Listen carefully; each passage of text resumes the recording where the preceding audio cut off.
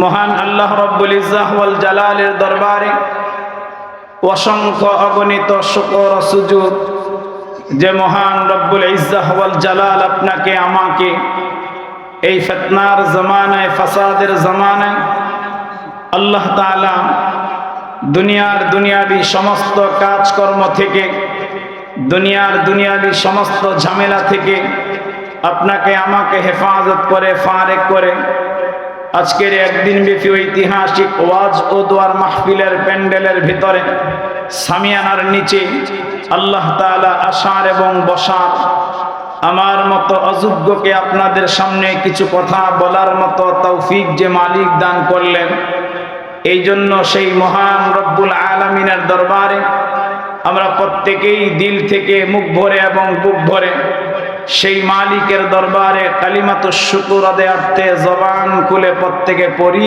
আলহামদুলিল্লাহ। হয় নাই আরেকটু মহাব্বত করে আওয়াজ করে ডাকতে বলেন আলহামদুলিল্লাহ।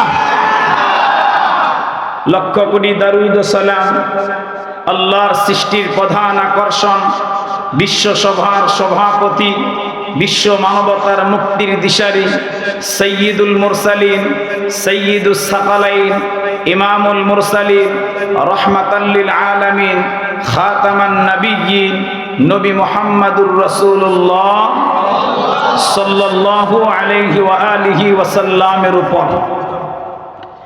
সম্মানিত উপস্থিতি, আমি লম্বা চূড়া কোনো ভূমিকা দিব না, লম্বা চূড়া ভূমিকা দিয়ে আপনাদের দেওয়া মূল্যবান সময় নষ্ট করব না। এই জন্য একেবারে ভূমিকা ছাড়া, যেহেতু মাদ্রাসা কর্তৃপক্ষ আমাকে দাওয়াত দেওয়ার সময় একটা বিষয় আমাকে নির্ধারণ করে দেওয়া হয়েছে, আমি সেই বিষয়টাকে সামনে রেখেই আপনাদের সামনে জ্ঞান, বিজ্ঞান, দর্শন, সাহিত্যের অমর রত্ন ভাণ্ডার পবিত্র মহাগ্রন্থ আল কোরআনুল কারীমের 30 নম্বর পারায় অবস্থিত সূরার নাম সূরাতু হুমাযা। এই সূরাতু হুমাযার শেষ কয়েকটি আয়াতে কারিমা তিলাওয়াত করেছি। আল্লাহর হাবিব পয়গম্বর আলাইহিস সালাতু ওয়াস সালামের অসংখ্য অগণিত হাদিস থেকে ছোট্ট একটি হাদিসে মুবারাকা তিলাওয়াত করেছি।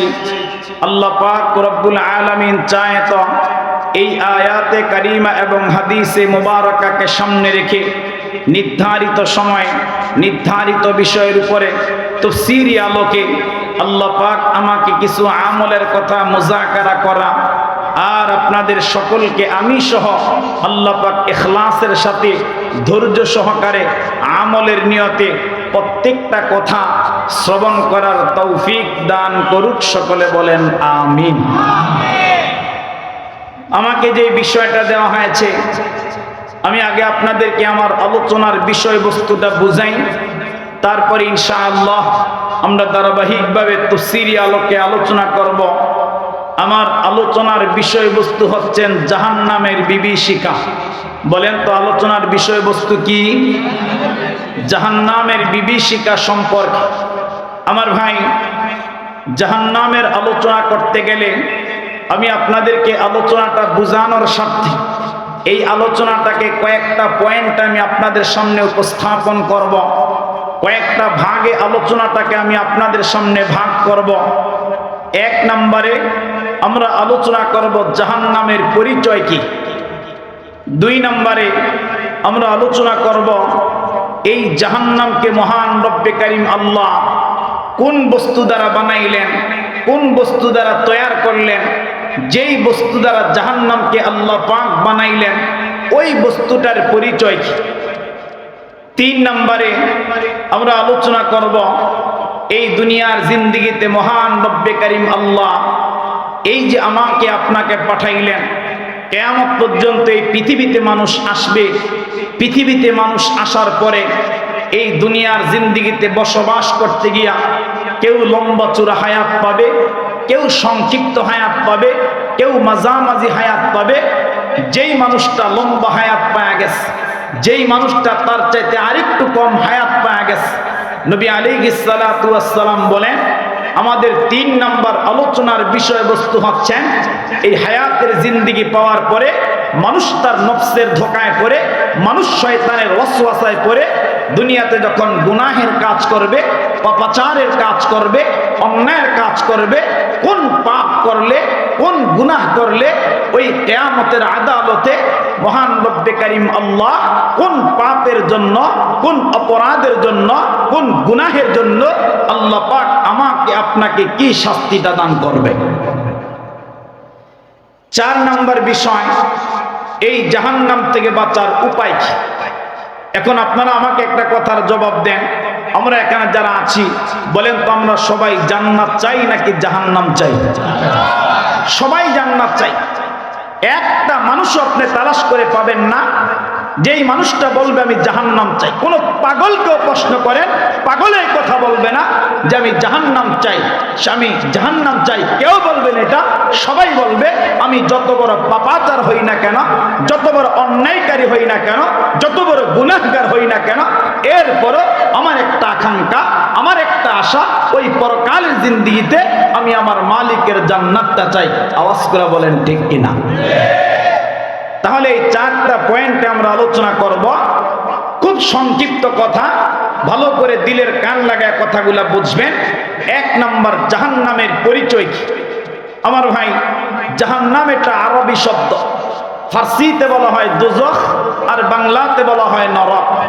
জাহান্নাম শব্দের যেই অর্থ, দোজখ শব্দের সেই অর্থ, জাহান্নাম শব্দের যেই অর্থ, নরক শব্দের সেই অর্থ, এই তিনোটা বাক্যের একটা মাত্র অর্থ মুহাদ্দিসিনে কেরাম হাদিসের কিতাবের মধ্যে বলেছেন। বিভিন্ন লগাতের মধ্যে আসছে, জাহান্নাম শব্দ বলেন, নরক শব্দ বলেন, দোজখ শব্দ বলেন, এই তিনোটা শব্দের অর্থ হচ্ছেন গভীর কুয়া। বলেন তো অর্থ কি? একটু কথা বলেন, অর্থ কি? গভীর কুয়া। পরিভাষায় জাহান্নাম বলা হয় পাপীদের জন্য, গুনাহগারের জন্য অত্যন্ত নিকৃষ্ট এবং কষ্টদায়ক একটা স্থানকে জাহান্নাম বলে। এবার আসেন, জাহান্নাম শব্দের অর্থ যে গভীর কূপ, গভীর কুয়া, জাহান্নামের গভীরতা কতটুকু, এই জাহান্নামের গভীরতাটা কতটুকু, তার তলদেশটা গভীর কতটুকু। আজ পর্যন্ত দুনিয়ার কোন বিজ্ঞান বলেন, দুনিয়ার কোন দার্শনিক বলেন, দুনিয়ার কোন মুহাদ্দিস বলেন, দুনিয়ার কোন মুফাসসির বলেন, আজ পর্যন্ত কেউ তা সঠিকভাবে নির্ণয় করে বলতে পারে নাই যে জাহান্নাম এতটুকু গভীর, জাহান্নামের প্রশস্ততা এতটুকু, জাহান্নামের দৈর্ঘ্য আর প্রস্থ এতটুকু। তবে হ্যাঁ, হাদিস শাস্ত্রের বড় একজন মুহাদ্দিস আল্লামা ইমামে মুসলিম রহমতুল্লাহি আলাইহি, মুসলিমের মধ্যে একটা লম্বা চূড়া হাদিস আনছে। আল্লাহর পয়গম্বর আলাইহিস সালাতু ওয়াস সালামের সাহাবী হযরত আবু হুরায়রা রাদিয়াল্লাহু তাআলা আনহু, তিনি বলেন, আমরা সমস্ত সাহাবায়ে কেরাম একবার নবী আলাইহিস সালাতু ওয়াস সালামের মজলিসের মধ্যে ঠিক এইভাবে আপনাদের মতো বসা, আমার মতো রাসূলুল্লাহ এইভাবে বয়ান করতেছিলেন। হযরত আবু হুরায়রা বলেন, নবী আলাইহিস সালাতু ওয়াস সালাম বয়ান করতেছেন, হঠাৎ করে আল্লাহর পয়গম্বর আলাইহিস সালাতু ওয়াস সালামের বয়ানের মাঝখানে আমাদের কানের মধ্যে একটা ভয়ঙ্কর শব্দ ভেসে আসছে, ভয়ঙ্কর একটা আওয়াজ ভেসে আসছে। আমরা নবী আলাইহিস সালাতু ওয়াস সালামকে প্রশ্ন করলাম, ওগো আল্লাহর পয়গম্বর, এই ভয়ঙ্কর আওয়াজটা কিসের, এই ভয়ঙ্কর শব্দটা কিসের, যেটা আমরা বিকট আকারে শুনতে পারলাম। আল্লাহর পয়গম্বর আলাইহিস সালাতু ওয়াস সালাম বলেন, হে আমার সাহাবীরা, এই ভয়ঙ্কর শব্দটা কিসের তোমরা কি জানতে চাও? নবী আলাইহিস সালাতু ওয়াস সালামের সমস্ত সাহাবীরা বললেন, হে আল্লাহর পয়গম্বর, হ্যাঁ আমরা জানতে চাই এই ভয়ঙ্কর শব্দটা কিসের, এই ভয়ঙ্কর আওয়াজটা কিসের। আল্লাহর পয়গম্বর আলাইহিস সালাতু ওয়াস সালাম বলেন, হে আমার সাহাবীরা, এটা দুনিয়ার কোনো বস্তুর আওয়াজ নয়, দুনিয়ার কোনো জিনিসের আওয়াজ নয়। মহান রব্বে কারীম আল্লাহ আজ থেকে 70 বছর আগে আল্লাহ পাক তার জাহান্নামের মধ্যে বিশাল একটা পাথরের টুকরাকে, বিশাল একটা পাথরের খণ্ডকে রব্বে কারীম আল্লাহ তার জাহান্নামের মধ্যে নিক্ষেপ করেছেন। এই মাত্র পাথরটা জাহান্নামের তলদেশে লাগছে, ওই লাগার কারণে যেই শব্দটা হয়েছে, এই জায়গায় বৈশা যেই ভয়ঙ্কর আওয়াজটা পাইলা আমার সাহাবীরা, ওইটা হচ্ছে মহান রব্বে কারীম আল্লাহর ফালানো ওই জাহান্নামের ওই পাথরটার ভয়ঙ্কর আওয়াজ। জোরে কোন সুবহানাল্লাহ। রে মুসলমান বাবা, যুবক ভাই, খুব ভালো করে কথাগুলা দিল দিয়া বুঝবা। নবী আলাইহিস সালাতু ওয়াস সালাম সাহাবায়ে কেরামকে বললেন, শোনো, তোমরা তোমাদের কান দ্বারা এই জায়গার মধ্যে বৈশা যেই ভয়ঙ্কর একটা আওয়াজ তোমরা শুনতে পারলাম, এরে আমার সাহাবী, এটা দুনিয়ার কোন বস্তুর কোন আওয়াজ নয়, এইটা দুনিয়ার কোন জিনিসের কোন আওয়াজ নয়। সমস্ত সাহাবীরা প্রশ্ন করলেন, ওগো আল্লাহর পয়গম্বর, আমাদের তো জানতে ইচ্ছা হয়, আমাদের দিলের মধ্যে আকাঙ্ক্ষা, একটু বলেন না ভয়ঙ্কর আওয়াজটা কিসের? মুসলমান বাবা, যুবক ভাই, খুব ভালো করে কথাগুলা তোমরা দিলের কান লাগায়া বুঝবা। এরে পর্দার অন্তরালে আমার মা, এরে আমার বোন, খুব ভালো করে কয়েকটা কথা বলবো, অল্প সময় দিল দিয়া বুঝবা। নবী আলাইহিস সালাতু ওয়াস সালাম বললেন, এরে আমার সাহাবীরা শোনো, মহান রব্বে কারীম আল্লাহ আজ থেকে 70 বছর আগে আল্লাহ পাক তার জাহান্নামটার মধ্যে, মহান রব্বে কারীম আল্লাহ বিশাল বড় একটা পাথরের খণ্ডকে আল্লাহ পাক তার জাহান্নামের মধ্যে নিক্ষেপ করলেন। এরে মুসলমান, জাহান্নামের মধ্যে নিক্ষেপ করার পরে ওই পাথর জাহান্নামের তলদেশে যাইতেছিল, ওই পাথরটা জাহান্নামের তলদেশে পড়তেছিল। নবী আলাইহিস সালাতু ওয়াস সালাম বলেন, আমার মজলিসের মধ্যে বৈশা আমার সাহাবীরা, তোমরা এখানে বয়ান শুনতেছ, তোমরা এখানে এরকম আলোচনা শুনতেছ, এই মাত্র জাহান্নামে নিক্ষেপ করা ওই পাথরটা জাহান্নামের তলদেশে গিয়া লেগেছে। ওই জাহান্নামের তলদেশে লাগার কারণে যে শব্দটা হলো, এই জায়গার মধ্যে বৈশা তোমরা যেই ভয়ঙ্কর আওয়াজটা শুনতে পারলা, এরে সাহাবীরা শোনো, এটাই হলো জাহান্নামের মধ্যে নিক্ষেপ করা 70 বছর আগে ওই যে পাথরটা আল্লাহ পাক ফালাইলেন। তোমরা তোমাদের কান দ্বারা যেই ভয়ঙ্কর আওয়াজটা পাইলা, এটাই হলো জাহান্নামের তলদেশে লাগা ওই পাথরের ভয়ঙ্কর আওয়াজ। এরে মুসলমান বাবা, তার গভীরতা বোঝার জন্য, জাহান্নামের দৈর্ঘ্য আর কষ্টটা বোঝানোর জন্য আমি আপনাদেরকে দুইটা হাদিস শোনাইব। আল্লামা ইমাম বুখারী রাহিমাহুল্লাহ বুখারীর মধ্যে হাদিস বয়ান করলেন, এরকম ভাবে আল্লামা ইমাম তিরমিজি সুনানে তিরমিজির মধ্যে বাবা হাদিসটা বয়ান করলেন। নবী আলাইহিস সালাতু ওয়াস সালাম সাহাবায়ে কেরামকে বললেন, এরে আমার সাহাবীরা শোনো, এই জাহান্নামের গভীরতা বোঝানোর জন্য, জাহান্নামের দৈর্ঘ্যটা বোঝানোর জন্য, জাহান্নামের প্রস্থটা বোঝানোর জন্য লম্বা দুইটা হাদিস রাসূলুল্লাহ বয়ান করেন। এক নাম্বার হাদিসটা আল্লাহর পয়গম্বর আলাইহির রহমা বলতেছেন, এ জগতের মানুষ শোনো, এরে যুবক ভাই, খুব ভালো করে কথাটা তোমরা দিলের কান লাগায়া বুঝবা। নবী আলাইহিস সালাতু ওয়াস সালাম সাহাবীদেরকে বললেন, মহান রব্বি কারীম আল্লাহ যদি দুনিয়ার প্রথম আকাশ থেকে আল্লাহ একটা সীসার টুকরাকে এই জমিনের মধ্যে নিক্ষেপ করা হয়, ওই সীসার টুকরাটা জমিনের মধ্যে পড়তে বাবা একটা রাত্র অতিক্রম হওয়া লাগবে না, এরকম একটা দিন অতিক্রম হওয়া লাগবে না। মুহাদ্দিসিনে কেরাম হাদিসের ব্যাখ্যার মধ্যে বললেন, যদি মুসলমান সকালবেলা নিক্ষেপ করা হয়, রাসূলুল্লাহ বলেন ওইটা এরকম ভাবে বিকাল হওয়ার আগে তা জমিনের মধ্যে পড়বে, আর যদি সন্ধ্যাবেলা নিক্ষেপ করা হয় তাহলে সকাল হওয়ার আগে তা জমিনের মধ্যে পড়বে। এখন আপনাদের কাছে আমি একটা মাসআলা জানতে চাই, বা আমি আপনাদেরকে একটা মাসআলা হল করা দেই, এরকম ভাবে প্রথম আকাশ থেকে জমিনের দূরত্বটা কেমন? ইসলাম বনাম বিজ্ঞান কিতাবের মধ্যে লেখেন, এই জমিন থেকে প্রথম আকাশের দূরত্ব হলো 500 বছর রাস্তা। আওয়াজ করে বলেন তো বাবা, কয়শো বছর রাস্তা? 500 বছর রাস্তা।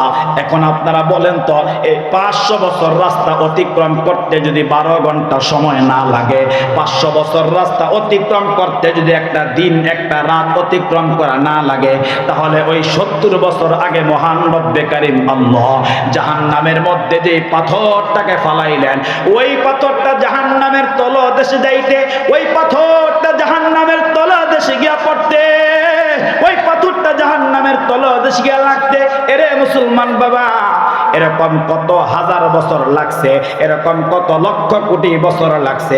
আপনারা আওয়াজ করে বলেন তো, হিসাবটা একমাত্র যিনি জানেন তিনি কে? আর মোহাব্বত করে আওয়াজ করে বলেন না বাবা, তিনি কে?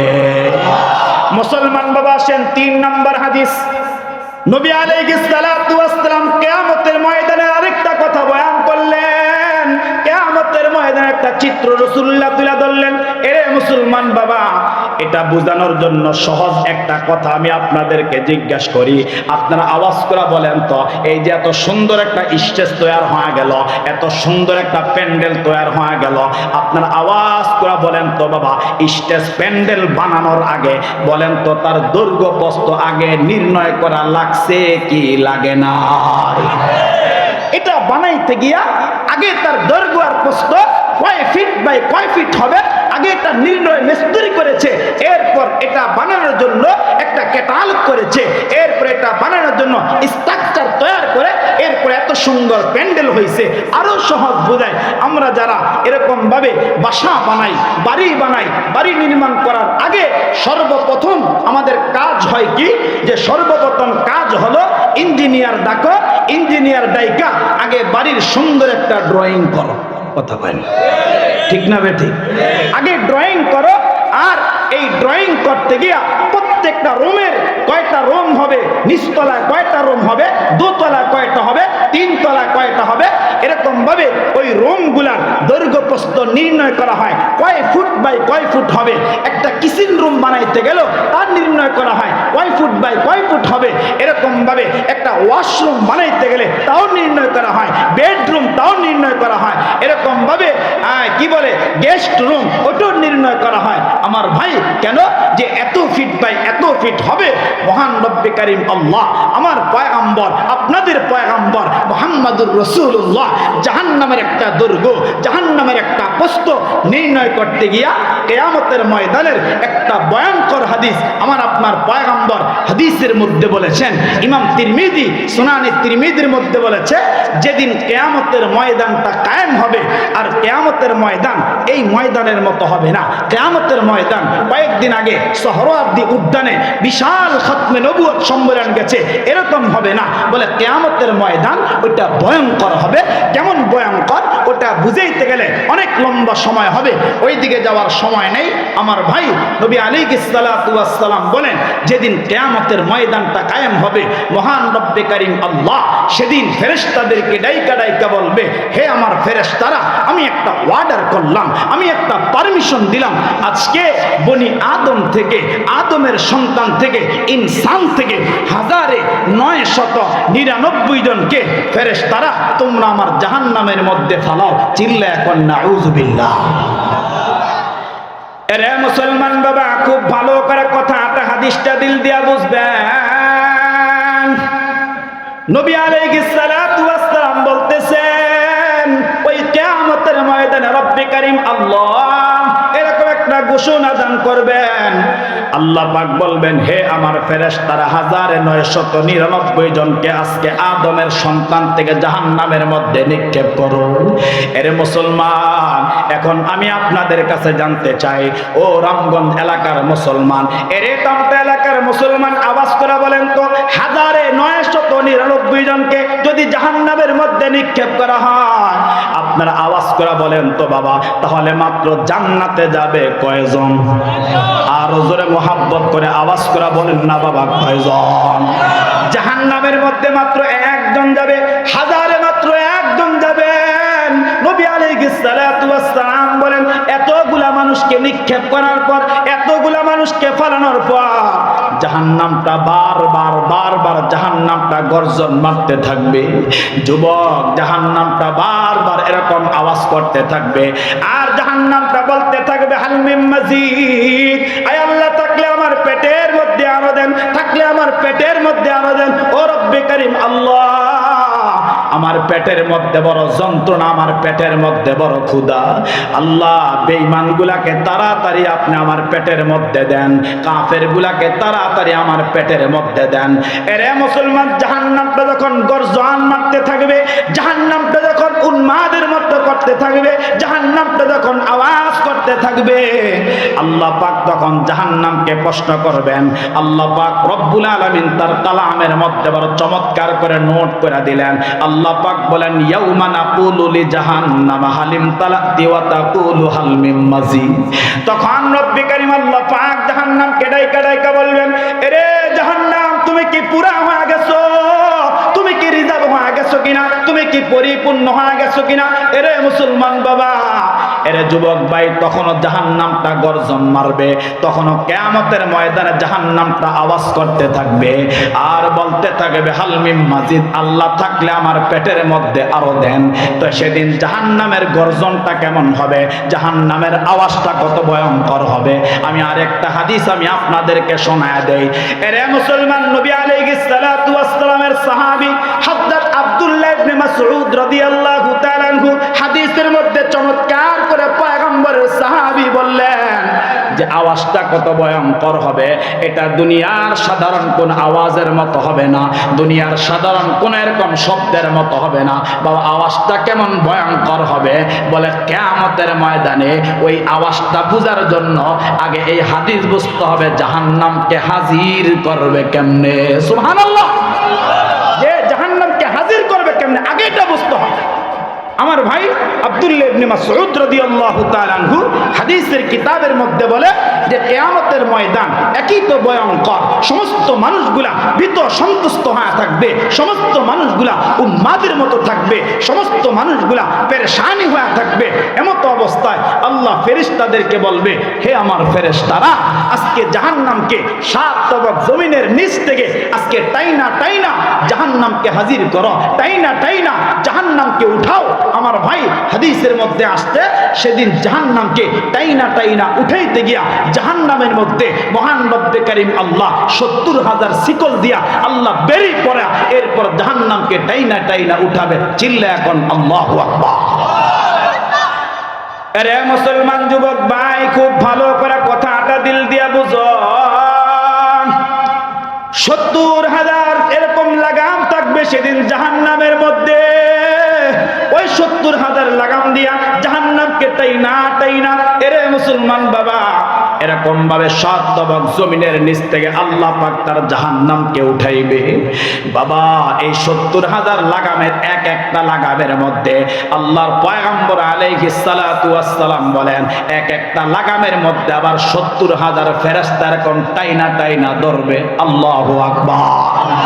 আবার এক একটা লাগামের মধ্যে ৭০,০০০ ফেরেশতা টাইনা টাইনা ধরবে।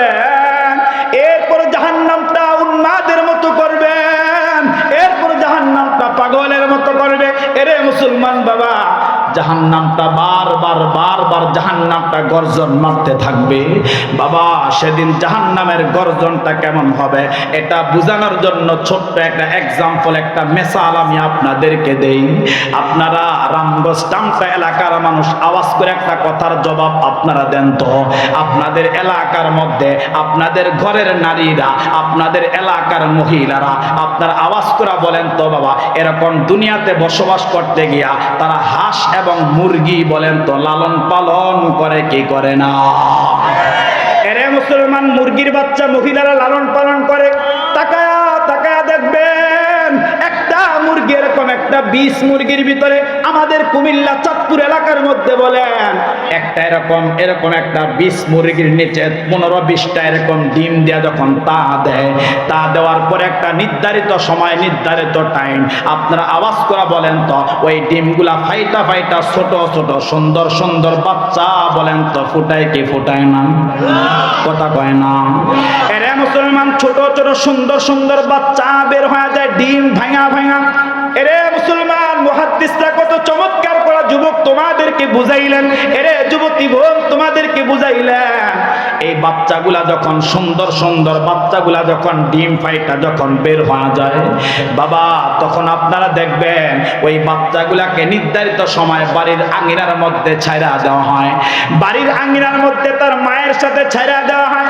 আর তার মা এরকম আওয়াজ করে করে বাচ্চাগুলাকে বুঝায়, এরে আমার সন্তানেরা শোনো, শোনো সন্তানেরা শোনো, এই যে এটা হচ্ছে জমিন, এটা আল্লাহ পাক বড় চমৎকার করে বানাইছে। এই জমিনের মধ্যে আল্লাহ পাক তোমার আমার রিজিকের ব্যবস্থা করে রাখছে। তখন মা এরকম ভাবে বাচ্চাগুলাকে তার নিজের ঠোঁট দিয়া ঠোকরায় ঠোকরায় বলেন তো খাবার খাওয়াটা শেখায় কি শেখায় না? কথা কয় না। এরে মুসলমান যুবক ভাই, খুব ভালো করে বুঝো, মুরগি যখন তার বাচ্চাগুলাকে নিয়ে বাড়ির আঙ্গিনার মধ্যে ছুটাছুটি করে সন্তানকে খাবার খাওয়াটা শিখা দেয়। এরে মুসলমান বাবা, আপনারা দেখবেন বাচ্চাগুলা খাবার খাইতে গিয়া অনেক সময় দেখবেন আকাশের মধ্যে চিল পাখি আসে, আকাশের মধ্যে বাজ পাখি আসে, আকাশের মধ্যে কাক পাখি যখন ভয়ঙ্কর আওয়াজ করে ডাক দেয়, বাচ্চাগুলাকে ছু মারার জন্য যখন তৈরি হওয়া যায়, ওই ডাকটা শোনার পরে আপনারা দেখবেন মুরগির বাচ্চাগুলা অনেক ভীত সন্ত্রস্ত হয়ে যায়, অনেক ভীত সন্ত্রস্ত হইয়া ওই বাচ্চাগুলা তখন তার মা দুইটা ডানা এইভাবে সরায়া দেয়, এইভাবে দুইটা ডানা যখন মেলা দেয় তখন বাচ্চারা দেখবেন দৌড়ায়া ওই ভয়ে ভীত সন্ত্রস্ত হইয়া তখন আপনারা আওয়াজ করে বলেন তো মায়ের ডানার নিচে বাচ্চাগুলা লোকায় কি লোকায় না? এরে মুসলমান, নবী আলাইহিস সালাম কত চমৎকার করে বললেন, এরে যুবক ভাই খুব ভালো করে কথা দিল দা বুঝো, পয়গম্বর তোমাকে আমাকে চমৎকার করে বুঝাইলেন কিয়ামতের ময়দানে জাহান্নামটা যখন ভয়ঙ্কর একটা আওয়াজ করবে বাবা, সেদিন প্রত্যেকটা মানুষ ভীত সন্ত্রস্ত হয়ে যাবে, সেদিন প্রত্যেকটা ফেরেশতা ভীত সন্ত্রস্ত হয়ে যাবে। এমনকি মুসলমান সমস্ত আম্বিয়া আলাইহিস সালাতু ওয়াস সালাম, বড় বড় আম্বিয়ারা ভীত সন্ত্রস্ত হয়ে যাবে। এরে মুসলমান বাবা, কেমন ভীত সন্ত্রস্ত হবে আমি আপনাদেরকে একটা হাদিস শোনাই। বাবা, আল্লাহ পাক রব্বুল আলামিন একজন পয়গম্বরকে অন্তরঙ্গ দোস্ত বানাইছে, একজন নবীকে আল্লাহ পাক খলিল বানাইছে, তার নাম ইব্রাহিম। আল্লাহ পাক ইব্রাহিমকে খলিল বলেছে কারণ ইব্রাহিম পয়গম্বর, আসমানের রব আল্লাহকে কলজা দিয়া মোহাব্বত করছে। হায় হায় যুবক, খুব ভালো করে বুঝো বাবা, ইব্রাহিম পয়গম্বর কিয়ামতের ময়দানে এরকম ভীত সন্ত্রস্ত হয়ে আল্লাহকে ডাক দিবে, মহান রব্বে কারীমকে ডাক দিবে, ইয়া রব্বি নাফসি লা আসআলুকা গায়রি। আল্লাহকে ডাক দিয়ে বলবে, আল্লাহ আজকে শুধু আমি আপনার কাছে আমার জিন্দেগীর নিরাপত্তা চাই। আল্লাহ আমি আর কারো নিরাপত্তা চাই না। আল্লাহ আমি আমার কোনো জাতির কথা বলবো না, আমি আমার কোনো কওমের কথা বলবো না। পয়গম্বর ইব্রাহিম শুধু কান্না করবে আর বলতে থাকবে, ইয়া রব্বি নাফসি, হে আমার প্রতিপালক আমার রব, লা আসআলুকা গায়রি। আল্লাহ আমি শুধু আমার নিরাপত্তা চাই। পয়গম্বর মুসা তিনিও ডাক দিয়ে বলবে, আল্লাহ আমি আজকে আমার নিরাপত্তা চাই। পয়গম্বর দাউদ তিনিও বলবে আমার নিরাপত্তা চাই।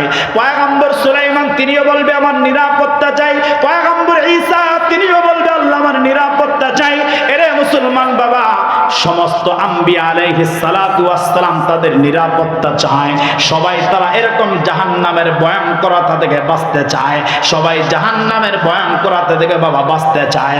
শুধু একজন পয়গম্বর, শুধু একজন মাত্র নবী, তিনি সেদিন লা আসআলুকা গায়রি বলবে না। সবাই যখন নাফসি নাফসি বলবে, আমার আপনার পয়গম্বর সেদিন মাকামে মাহমুদের মধ্যে সিজদায় পড়া পড়া আমার আপনার পয়গম্বর বলবে, রব্বি হাবলি উম্মতি। আল্লাহ আজকে কিয়ামতের ময়দানে আজকে আমার গুনাহগার উম্মতকে বাঁচাও। আল্লাহু আকবার। আয় আল্লাহ, আজকে শুধু আমি আপনার কাছে আমার উম্মতের নিরাপত্তা চাই। ও মালিক, আমি তোমার কাছে আমার উম্মতের নিরাপত্তা চাই।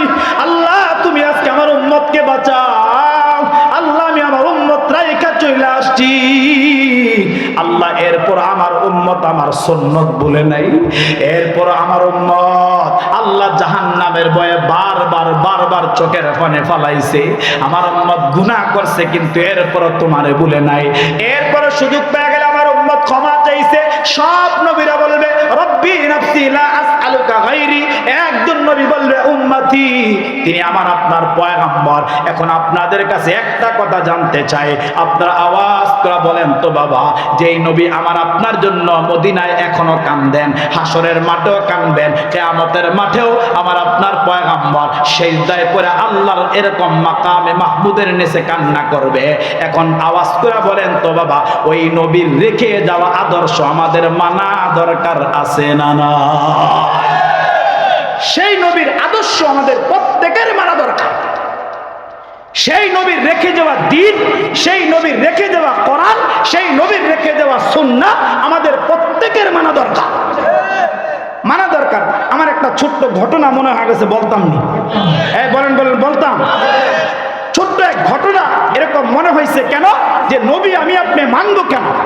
আল্লাহর পয়গম্বর আলাইহিস সালাতু ওয়াস সালামের একজন জলিলুল কদর সাহাবীর নাম পরে বলছি, আগে আমি আপনাদেরকে ছোট্ট ঘটনা বলতেছি।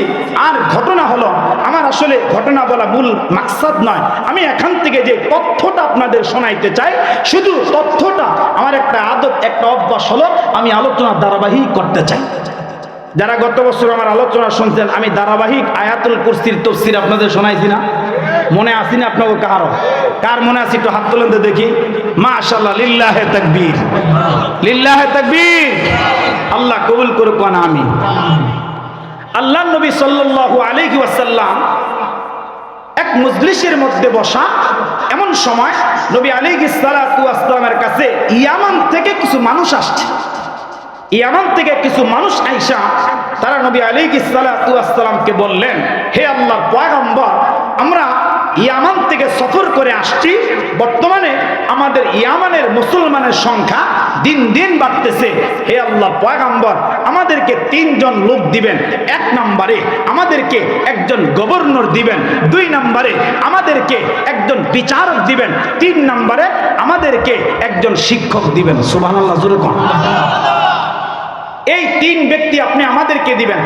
1 নম্বরে গভর্নর, 2 নম্বরে বিচারক, 3 নম্বরে শিক্ষক। নবী খুব লম্বা কথা, সংক্ষেপ বলছি। যারা সুন্নত মানেন না, যারা রাসূলুল্লাহর আদর্শ মানেন না, শুধু বুঝাবার জন্য যুবক তোমাকে বলছি। নবী আলাইহিস সালাতু ওয়াস সালাম ইয়ামানের মুসলমানদেরকে বললেন, শোনো, এই মুহূর্তে একসাথে 3 জন তোমাদেরকে দেওয়া আমি নবীজির পক্ষে সম্ভব না। আল্লাহু আকবার। কারণ এখন যুদ্ধ চলতেছে, 3 জন দেওয়া সম্ভব না। তবে হ্যাঁ, আমি এমন এক ব্যক্তিকে দিতে পারি, আমি এমন এক সাহাবীকে দিতে পারি যার মধ্যে মহান রব্বে কারীম আল্লাহ এই 3টা গুণ দান করছে। না, আরেকটু আস্তে করো। এমন এক সাহাবী দিতে পারি, এমন এক আল্লাহর বান্দা দিতে পারি যার মধ্যে আসমানের রব আল্লাহ এই 3টা গুণ একসাথে আমার ওই সাহাবীর ভিতরে আমার আল্লাহ পাক দান করছে। এবার ইয়ামানের মুসলমানরা বললেন, হে আল্লাহর রাসূল, আসলাম 3 জনের জন্য, 1 জনের কথা বললেন, জানতে চাই হে আল্লাহর পয়গম্বর, সেই ব্যক্তিকে, সেই সাহাবীটাকে, তার নাম জানতে চাই। নবী আলাইহিস সালাতু ওয়াস সালাম বলেন, সে আর কেউ না, সে আমার কলিজার টুকরা সাহাবী, সে আর কেউ না, সে আমার আদরের সাহাবী, সে আর কেউ না, সে আমার আদরের সাহাবী, যার নাম হযরত মুআজ ইবনে জাবাল। জোরে কোন সুবহানাল্লাহ। আরে মুসলমান বাবা, খুব ভালো করে যুবক ভাই কথাগুলা দিল দিয়া বুঝবেন।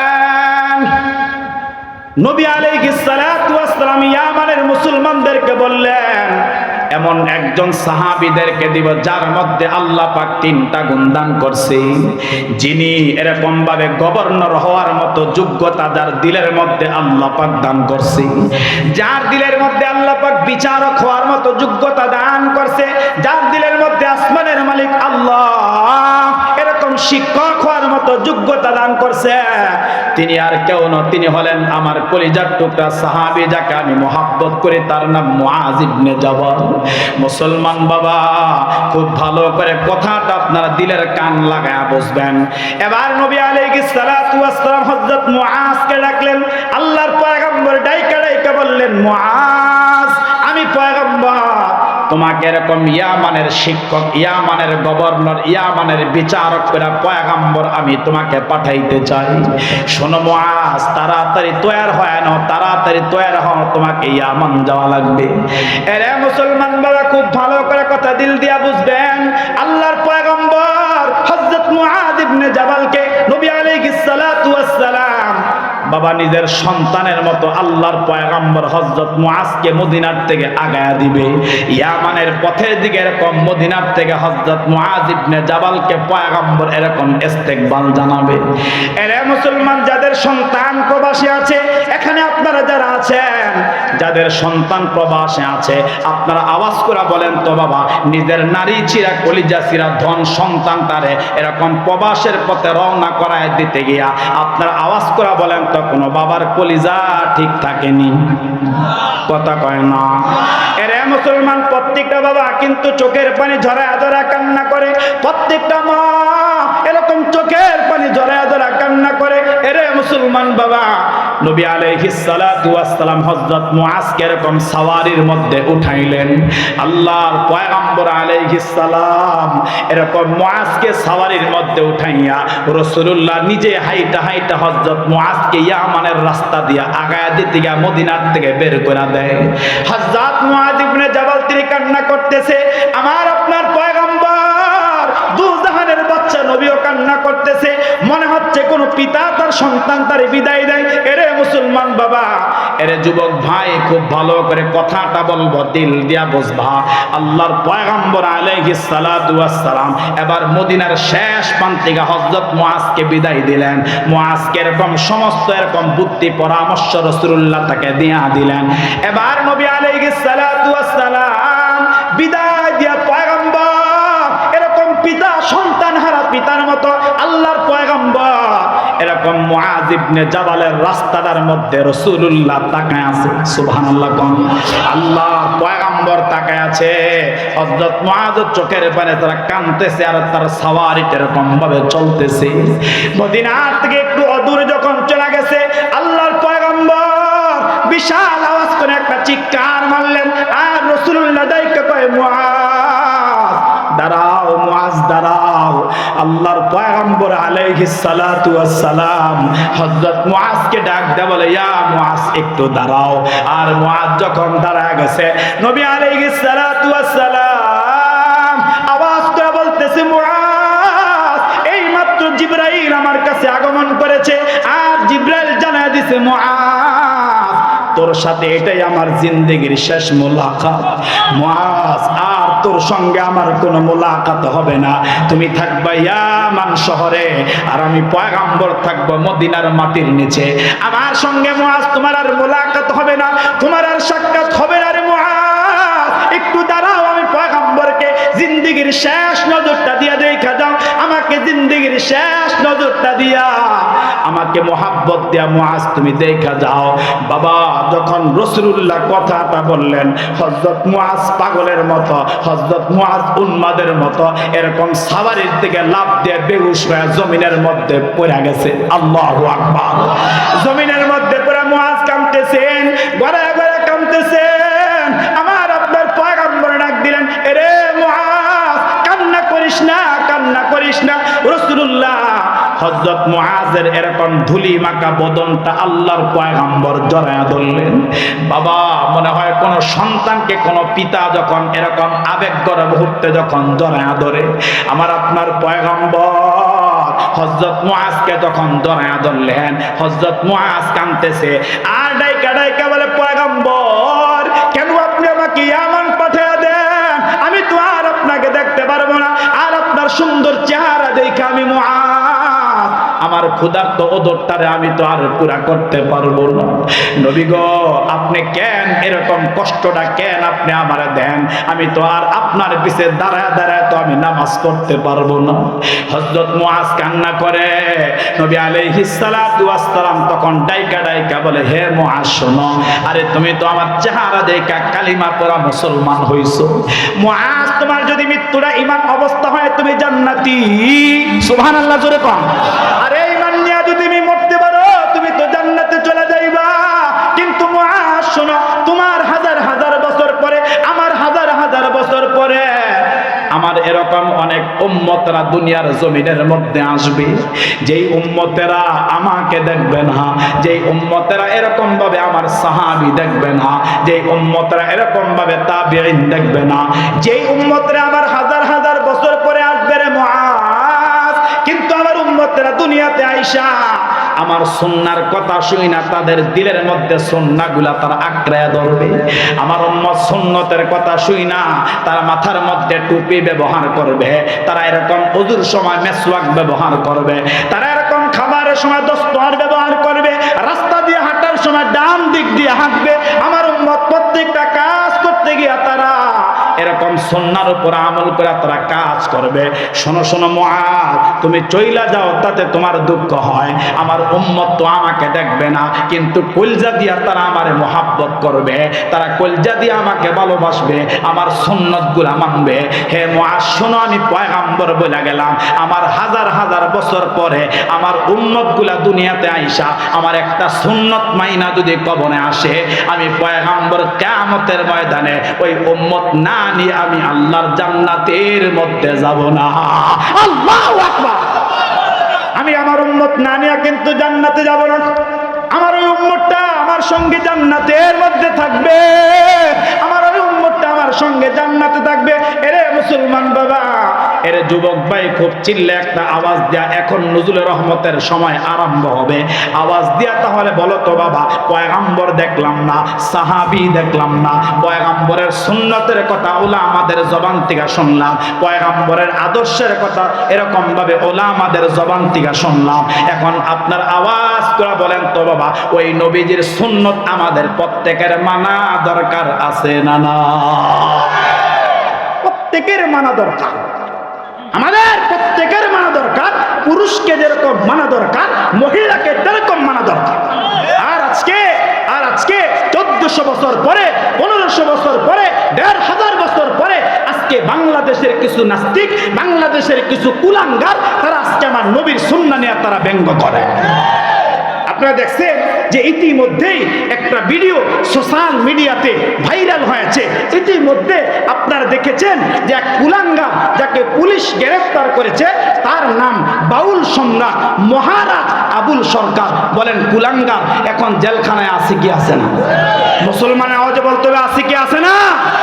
আপনারা হয়তো দেখেছেন, আমি শুধু সতর্ক করার জন্য বলছি, আমি এই কথা আপনারা ভুলেও এটা কোনো রাজনৈতিক কোনো ইস্যু নেবেন না, রাজনৈতিক কোনো কারণ নেবেন না। এটা আমাদের প্রত্যেকের ইমানের দাবি, এটা আমার যেরকম ইমানের দাবি আপনাদেরও ইমানের দাবি। রাসূলুল্লাহ দাঁত ভাঙা ইসলাম রাখা গেছে, রাসূলুল্লাহ রক্ত জড়ায়া কোরআন রাখা গেছে, রাসূলুল্লাহ মাথার মধ্যে হেলমেট ভাঙা দুইকা রক্ত জড়ায়া ইসলাম রেখা গেছে। ইসলাম নিয়ে কেউ সিনেমিনি খেলবে, ইসলাম নিয়ে কেউ বিশুদ্ধার করবে, মালিক নিয়ে কেউ বিশুদ্ধার করবে, বাংলাদেশের মুসলমান রক্ত থাকা অবস্থায় ওই জালেমকে কখনো ছাড় দিয়া এই দেশের মধ্যে কথা বলা হবে না। আমি শুধু তার দুইটা কথা আপনাদের বলবো। বলেন তো কোরআনটা নাজিল করছেন কে? তো জোরে বলতে হবে, নাজিল করছেন কে? আল্লাহ। এর ভিতরে কোনো সন্দেহ আছে? বলেন না সন্দেহ আছে? আমার আগে ভাই বলতেছিল তাওরাতের কথা, ইনজিলের কথা, জবুরের কথা, কোরআনের কথা। আমার ভাই, তাওরাত কিতাবুল্লাহ, ইনজিল কিতাবুল্লাহ, জবুর কিতাবুল্লাহ। আল্লাহ পাক কোরআন নাজিল করে কিতাবুল্লাহ বলে নাই, আল্লাহ পাক কোরআন নাজিল করে কিতাবুল্লাহ বলে নাই। মহান রব আসমানের মালিক বলেছে, হে পৃথিবীর মানুষ শোনো, কিয়ামত পর্যন্ত যারা এই পৃথিবীতে আসবে শোনো, এটা কিতাবুল্লাহ নয়, এটা হচ্ছে কালামুল্লাহ। যেই মানুষ কোরআন তিলাওয়াত করবে সেই মানুষটা যেন স্বয়ং আমি আল্লাহর সঙ্গে কথা বলছে। আপনারা দেখেন, আমি গতকাল আমার প্রোগ্রাম ছিল ঢাকায়, একেবারে ঢাকার প্রাণকেন্দ্র এলাকায়, ব্যস্ত শহর, ব্যস্ত এলাকায় প্রোগ্রাম ছিল। যাওয়ার সময় গাড়িতে আমি একটা ভিডিও দেখছি, গাড়িতে আমি একটা ভিডিও দেখছি, এটা দেখা বারবার আমার দিলে রক্তক্ষরণ হয়েছে, বারবার আমার দিলে জিহাদি তামান্না আসছে।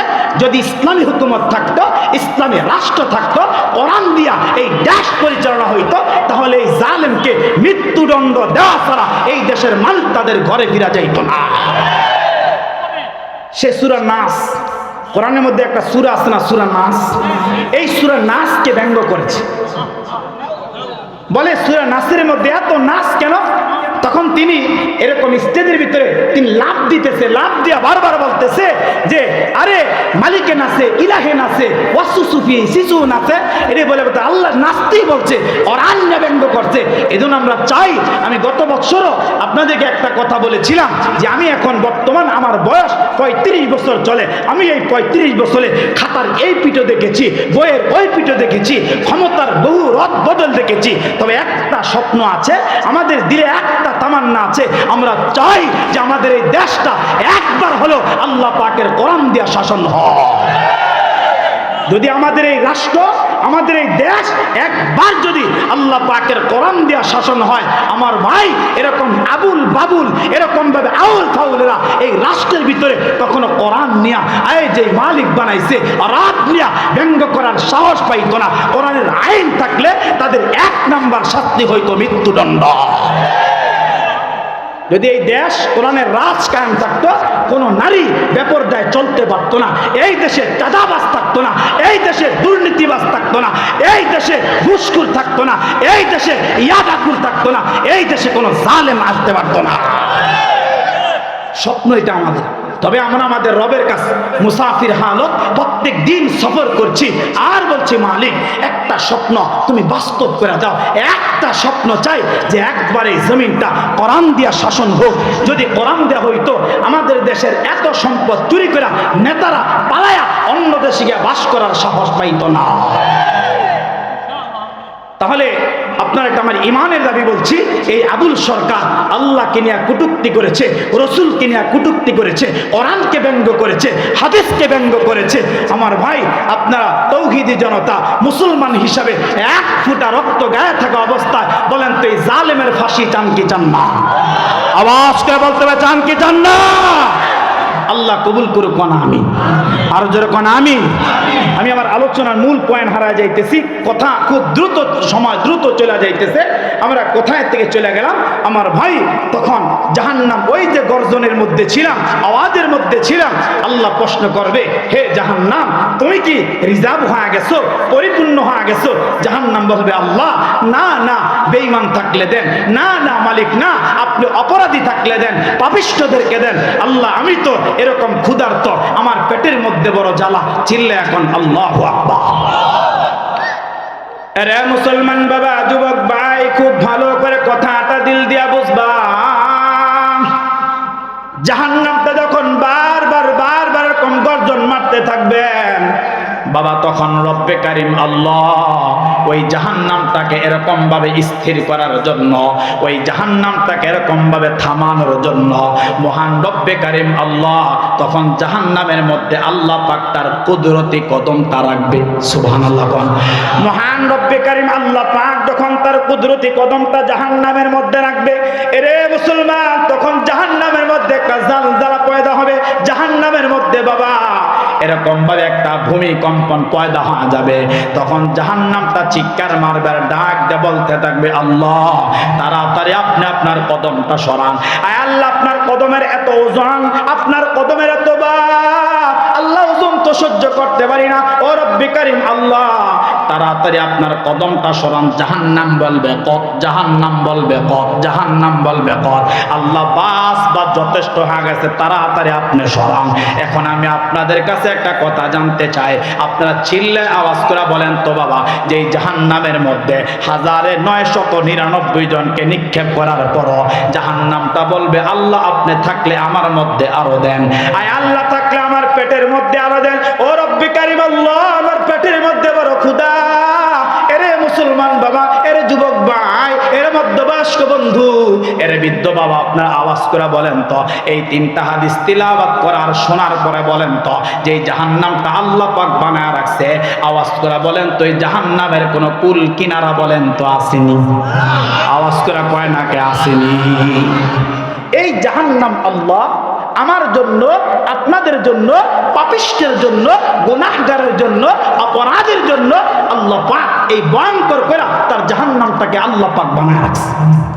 এখন আপনারা আওয়াজ করে বলেন, একটা কথার জবাব দেন তো, এত ভয়ঙ্কর এই যে 3টা হাদিস শোনাইলাম, এই 3টা হাদিস থেকে একটা মেসেজ আমি আপনাদের কাছ থেকে নিতে চাই।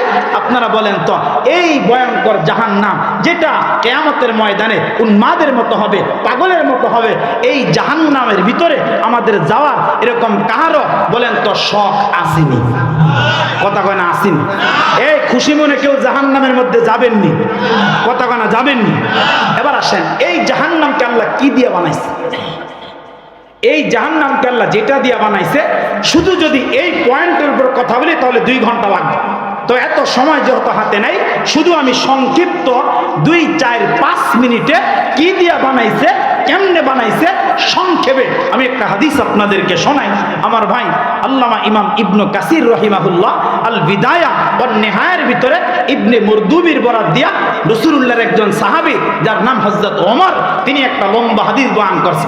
এই পুরা কমপ্লিট জাহান্নামটা, এই পুরা জাহান্নামকে আল্লাহ পাক বানাইছেন আগুন দিয়া। আল্লাহু আকবার। আর একটু জোরে কোন আল্লাহু আকবার। বলেন তো কি দিয়া বানাইছে? আগুন দিয়া বানাইছে। এটা কি আপনাদের বিবিরা ঘরের মধ্যে যে আগুন দিয়া রান্না করে এরকম আগুন দিয়া বানাইছে? কথা কয় না রে, আপনার কষ্ট হইতাছি। 11:30 বাজে গেছে, হুজুর শেষ করে লাই নাকি? শেষ করলাম। আল্লাহ আল্লাহ, আমার তো সেই গাড়ি দৌড়ে আবার ঢাকা যাইতে হবে, তাই নাকি? আল্লাহ আল্লাহ আল্লাহ আল্লাহ, মাশাআল্লাহ মাশাআল্লাহ। না না, এত সময় তো দেওয়া যাবে না।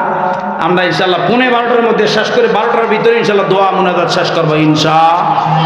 তাহলে বলেন তো এই পুরা কমপ্লিট জাহান্নাম আল্লাহ বানাইছেন কি দিয়া? আগুন দিয়ে। এই আগুনটা কেমন?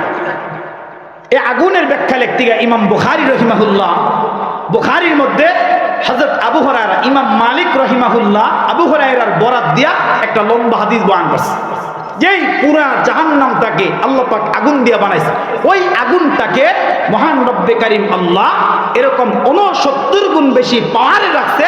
আগুন ছিল 70 গুণ, তার ভিতরে মাত্র 1 ভাগ আগুনকে তামাম কায়নাতের জন্য রিজার্ভ করলেন। তামাম পৃথিবীতে 1 ভাগ আগুন পাঠাইছে, আর 69 গুণ আগুন জাহান্নাম বানাইছে। অর্থাৎ দুনিয়ার আগুন থেকে ওই জাহান্নামের আগুনকে আল্লাহ পাক আরো 69 গুণ বেশি পাওয়ার দিয়া আল্লাহ তার জাহান্নামের মধ্যে বানায় রাখছে। আল্লাহু আকবার। হযরত ওমর বলে, এই 69 গুণ পাওয়ারকে আবার রব্বে কারীম আল্লাহ তিনবার জ্বালাইছে। বলেন তো কয়বার? কথা কয় না, কয়বার? 3বার জ্বালাইছে।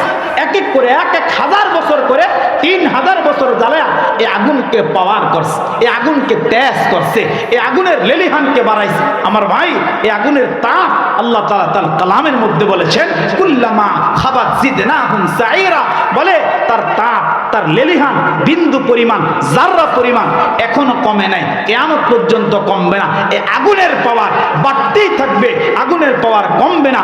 কার জন্য বানাইছে? বলে জালেমের জন্য বানাইছে, পাপিষ্ঠের জন্য বানাইছে, গুনাহগারের জন্য বানাইছে। এই জন্য আমার ভাই, এই আগুন থেকে বাঁচতে হলে আমাদেরকে কাজ করতে হবে 4টা। কয়টা? কথা কয় না, কয়টা? এই আগুন থেকে বাঁচার জন্য, বলেন তো জাহান্নামের শাস্তি থেকে বাঁচার জন্য আমাদেরকে কাজ করতে হবে কয়টা? জোরে বলেন, কয়টা? আল্লামা ফকি আবুল লাইস সামারকান্দি রহমতুল্লাহি আলাইহি তানবীহুল গাফিলিন নামের কিতাবের মধ্যে লেখছে, 4টা কাজ পৃথিবীতে যারা করবে, 4টা কর্মসূচি যারা পালন করবে, তারা জাহান্নামের প্যাসেঞ্জার হবে না, তারা জাহান্নামে যাবে না, দোজখে হবে না। এই 4 কাজ যারা পৃথিবীতে করবে, আল্লাহ পাক রব্বুল আলামিন তাদেরকে জান্নাতের মালিক বানায় দিবে। জোরে কোন সুবহানাল্লাহ। এরে মুসলমান বাবা, যুবক ভাই, খুব ভালো করে কথাটা দিল দিয়া বুঝবা। বাবা, যদি আমি তোমাদেরকে আগুনের ব্যাখ্যাটা শোনাই, তাহলে বাবা কথা অনেক লম্বা হবে। আল্লাহ পাক কিন্তু আগুনটা বড় ভয়ঙ্কর করে বানাইছে। এরে মুসলমান বাবা, দুনিয়ার আগুন তো হাতের মধ্যে লাগলে হাত পড়বে, দুনিয়ার আগুন তো আঙ্গুলের মধ্যে লাগলে আঙ্গুলটা পড়বে, দুনিয়ার আগুন পিঠের মধ্যে লাগলে পিঠ পড়বে, দুনিয়ার আগুন পায়ের মধ্যে লাগলে বাবা তোমার আমার পা পড়বে, পুরা অঙ্গ প্রত্যঙ্গ কিন্তু পড়বে না। কিন্তু বাবা আমার তিলাওয়াত কিন্তু আয়াতে কারিমার মধ্যে রব্বে কারিম আল্লাহ পাক ডাইকা ডাইকা বলতেছে, এরা দুনিয়ার মানুষ খুব ভালো করে বুঝো, রব্বে কারিম আল্লাহ ওই জাহান্নামের আগুনকে আল্লাহ পাক কত ভয়ঙ্কর করে বানাইলেন, আল্লাহ পাক কত ভয়ঙ্কর করে রিজার্ভ করে রাখছে। এরে মুসলমান বাবা, জাহান্নামের অল্প আগুন যদি কোনো একটা মানুষের এরকম আঙ্গুলের নখের মাথার মধ্যে লাগে, নবী আলাইহিস সালাতু ওয়াস সালাম হাদিসের মধ্যে বলেছেন, বাবা আঙ্গুলের একটু জাররা পরিমাণ নখের মাথার মধ্যে যদি আগুন লাগা যায়, মহান রব্বে কারীম আল্লাহ সাথে সাথে ওই মানুষটার পুরা বডিটা আল্লাহ পাক কয়লা বানায়া দেয়।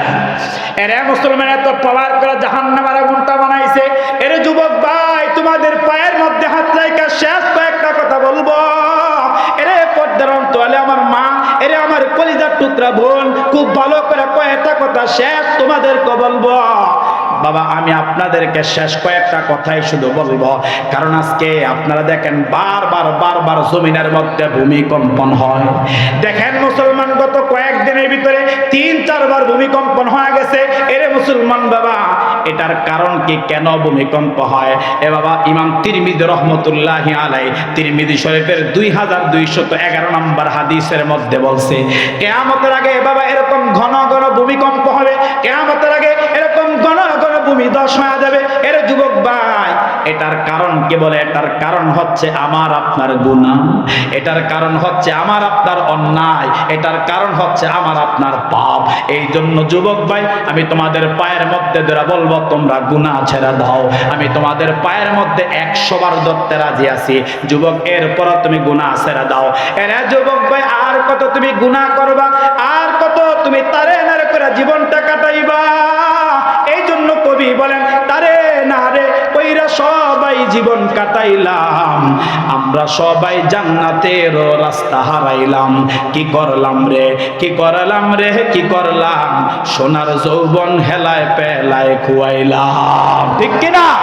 অনেক বৃদ্ধ বাবারা আছেন শুধু এখন আফসোস করেন, কি করলাম দুনিয়াতে এসা, কি করলাম আমি, আমাকে কোন রব পাঠাইছে, আমাকে কোন মালিক পাঠাইলো।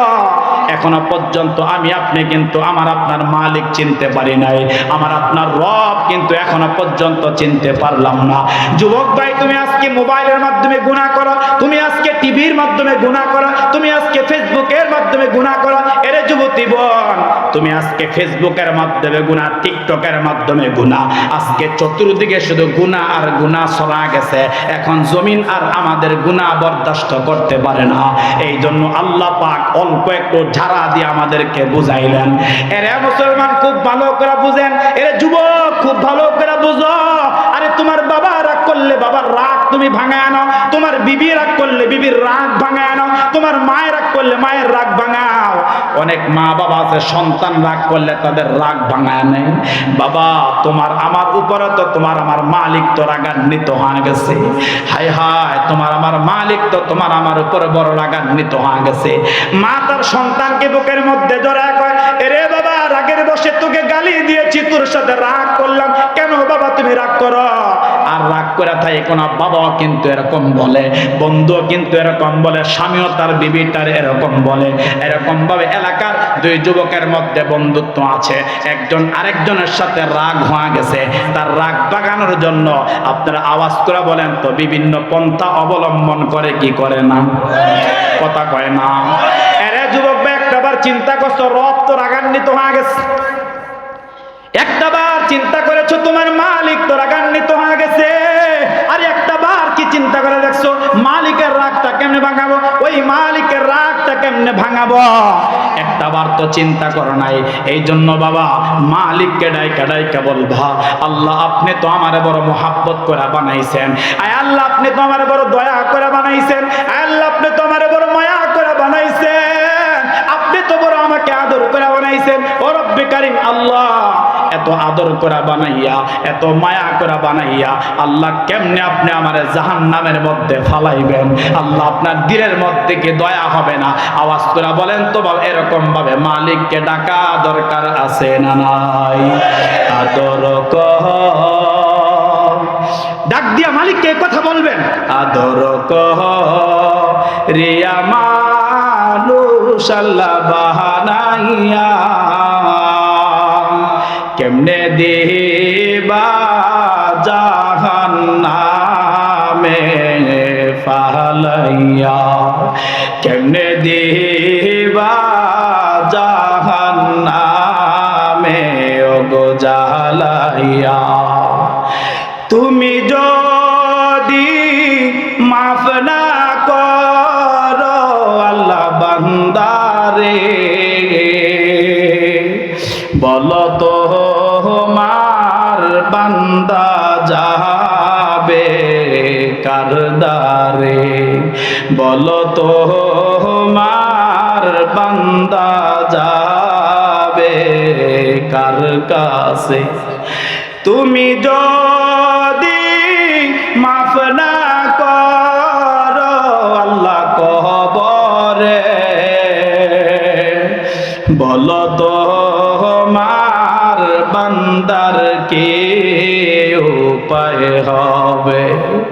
বলো তো মার বান্দার কি উপায় হবে?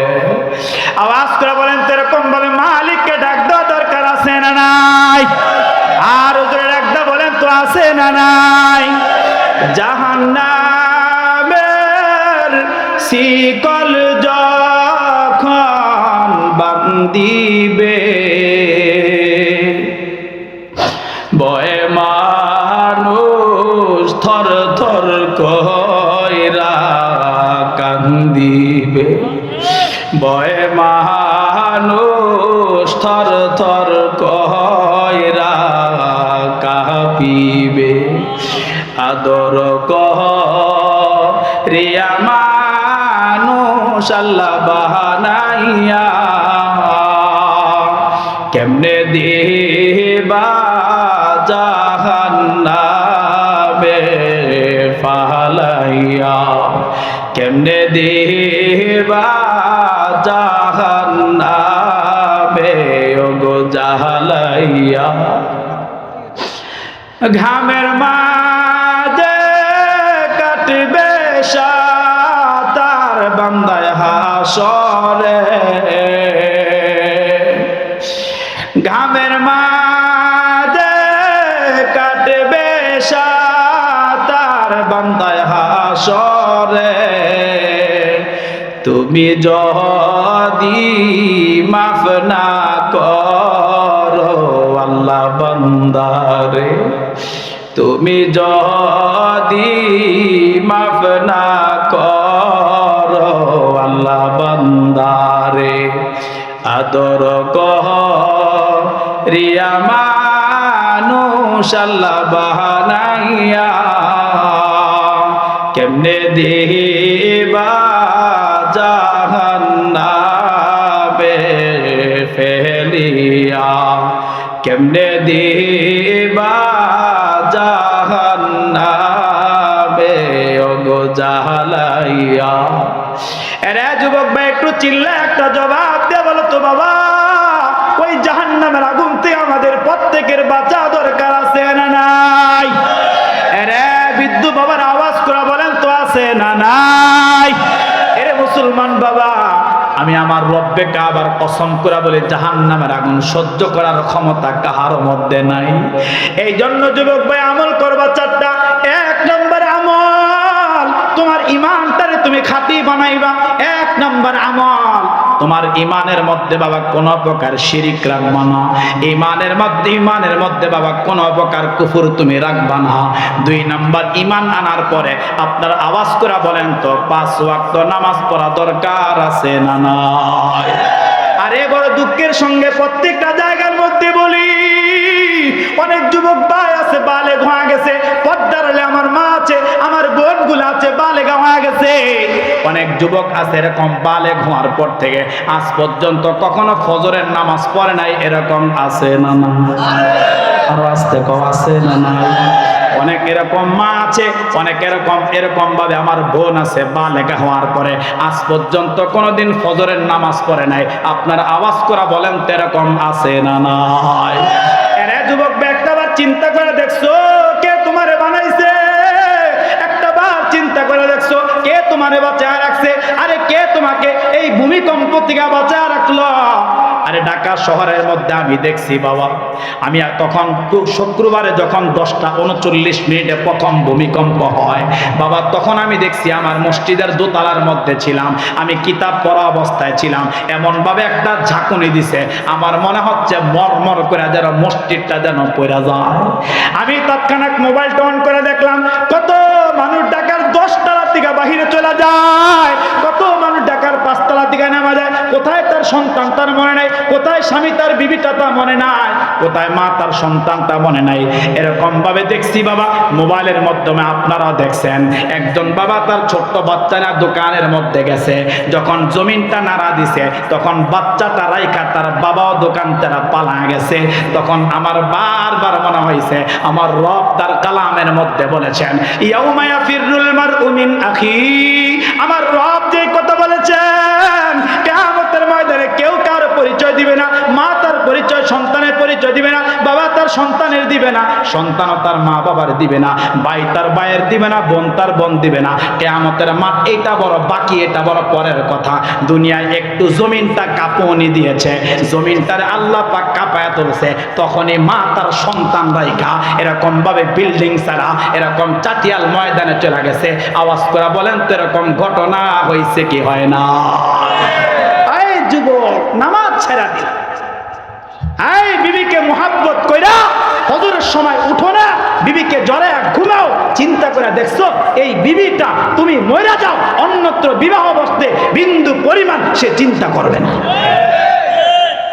আয় মা, আয় বাবা, সাবধান মা যারা, বাবা যারা, সাবধান করে বলছি, আমি আপনার সন্তান হিসাবে, মা আপনার সন্তান হিসাবে, বোন তোমার ভাই হিসাবে, যুবক তোমার বন্ধু হিসাবে, কয়টা কথা শেষ, 2-1 মিনিটের মধ্যে শেষ করে বলছি।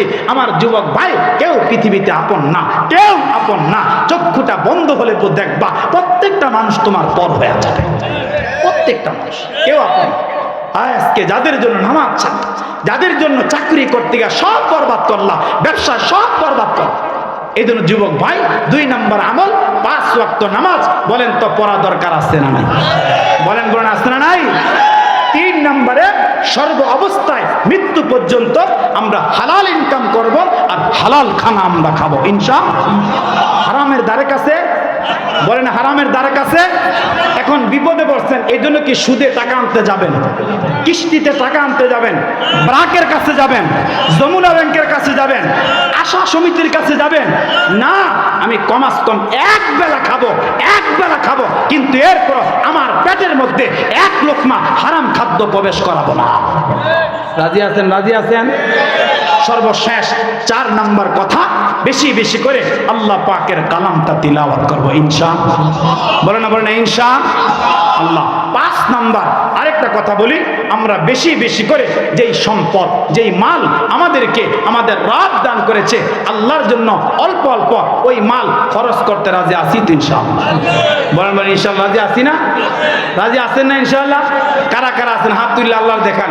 লিল্লাহে তাকবীর, লিল্লাহে তাকবীর। হাত নামা। আপনার কষ্ট হয়েছে নি? কষ্ট হয়েছে নি? চিল্লাচিল্লি করছি আমি, আপনাকে কষ্ট হয়েছে নি? যাই হোক, সর্বশেষ কথা, আমি তো গত বছর আসছি, লম্বা কথা, গত বছর প্রায় 2-2.5 ঘন্টার মতো কথা শোনাইছি। এই বছর হয়তো একটু কম সময় কথা বলছি, হয়তো 1.5 ঘন্টার একটু উপরে বলছি। আল্লাহ আল্লাহ, তাতে আপনারা বেজার হয়েছেন নি? বেজার হয়েছেন নি? কখনো একটু নরম বলছি, কখনো একটু গরম বলছি, তাতে বেজার হয়েছেন নি? আমি একটা কথা সব সময় বলি, একটা কথাও আমি কখনো আমার নিজের স্বার্থ, আমাকে বাহবা দিবেন এই জন্য বলে, প্রত্যেকটা কথা আমি আমার মালিককে খুশি করার জন্য বলি। কে বেজার হবে ঢনকে দেখার কোনো বিষয় নাই, নেতা বেজার হবে তাও বিষয় নাই, মৃত্যু পর্যন্ত রবের কথা বলেই যাব, বিন্দু পরিমাণ পিছপা হব না। এই তামান্না আমার আছে। আপনারা দোয়া করবেন একেবারে রমজান পর্যন্ত মাহফিল রাখা, যেন প্রত্যেকটা মাহফিল যেন সুস্থতার সাথে, ইখলাসের সাথে, কিসের সাথে?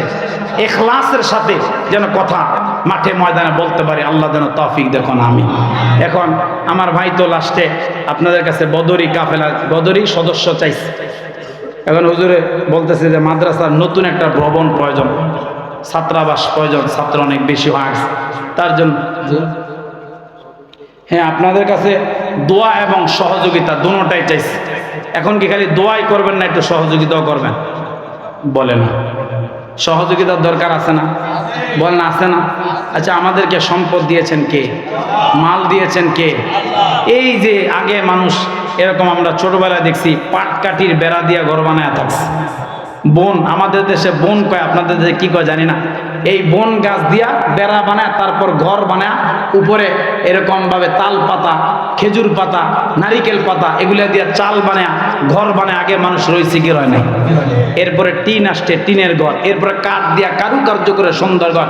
আর এখন তো প্রতি বাড়ি বাড়ি শুধু দালান আর দালান। এটি বানাইছেন কে? এগুলো আমাদের করার তৌফিক দিয়েছেন কে? তাহলে আমরা মাদ্রাসার ভবনের জন্য, আমি মুসাফির মানুষ, বেশি চাবো না। আপনারা সর্বপ্রথম, যেহেতু আমি মুসাফির মানুষ, বহু কষ্ট করে সফর করে আসছি, একজন আমার হাতে কে আছেন? কতটুকু? ও আচ্ছা, ঠিক আছে হুজুর, কালে আপনারা দোয়া করবেন। আর যখন কাজ ধরবে তখন সবাই ইনশাআল্লাহ যে যতটুকু পারেন সাহায্যের হাত বাড়ায় দিবেন। ইনশাআল্লাহ রাজি আছেন না ইনশাআল্লাহ? আর যেই বদরি যে সদস্য যে কয়জন বাকি আছে, 1000 টাকা বছরে, এটা তো বেশি না। আরে যারা পান খান তাকে তো মাসে কমাস কম 1200-1300 টাকার পান লাগে, লাগে না মুরব্বীরা? পান, এরপরে সুপারি, এরপরে চুন, এরপরে জর্দা, এরপরে খয়ের। একটা পাতা খাওয়ার জন্য দেখেন কতটা আইটেম তৈরি করছে। তা পাতা খাইব কতটা আইটেম, তাহলে এরকম 1200-1300 টাকা লাগে। আমি একটা পণ করি, প্রতিজ্ঞা করি আমি বদরির সদস্য হব, হয়া একটা নাম 1000 করে লেখায়া ইনশাআল্লাহ আমি যেন কিয়ামতে সাহাবীদের কাতারে দাঁড় হইতে পারি। রাজি আছেন না ইনশাআল্লাহ? তাহলে এখন দোয়া হয়ে যাবে। আমি আর কোনো কালেকশন কোনো কিছু আর করলাম না, এখন দোয়া। জি, আরে ভাই আমার আর কত কষ্ট দিবেন? আল্লাহ আল্লাহ আল্লাহ, গতবার আপনারা এরকমই করছেন। গতবারও আপনারা এই লাস্টে আয়া আমার লগে এরকম করছেন। জি জি জি জি, আল্লাহ। আমার খুব পছন্দের একটা গজল, যেটা আমি আল্লাহর হাবিব পয়গম্বর আলাইহিস সালাতু ওয়াস সালামের রওজার পাশে দাঁড়ায়া, রাত্র তখন প্রায় 2টার উপরে বাজে, আমি এই নাতে রসুলটা রসুল্লাহ রওজার পাশে দাঁড়ায় আমি গাইছিলাম খুব আবেগ নিয়ে। আমি সেটা খুব অল্প একটা কলি আমি আপনাদেরকে শোনাবো ইনশাআল্লাহ। হে রাসূল দাও না দেখা আমায়, হৃদয়ে তোমার ছবি আঁকবো, বিরহের জীবনে শূন্যতায় মনে, বিরহের জীবনে শূন্যতায় মনে, কি নিয়ে আমি বেঁচে থাকবো। হে রাসূল দাও না দেখা আমায়, হৃদয়ে তোমার ছবি আঁকবো। হে রাসূল দাও না দেখা আমায়, হৃদয়ে তোমার ছবি আঁকবো, বিরহের জীবনে শূন্যতায় মনে, কি নিয়ে আমি বেঁচে থাকবো। হে রাসূল দাও না দেখা আমায়, হৃদয়ে তোমার ছবি আঁকবো। এ বুকেতে ঝড় তুলে বিরহের কান্নারা, সুখ দুঃখ ভুলে তাই হয়েছি পাগল পারা। ও এ বুকেতে ঝড় তুলে বিরহের কান্নারা, সুখ দুঃখ ভুলে তাই হয়েছি পাগল পারা। তোমার প্রেমের ভার সহে না তো আর, তোমার প্রেমের ভার সহে না তো আর, কোথায় বলো আমি রাখবো।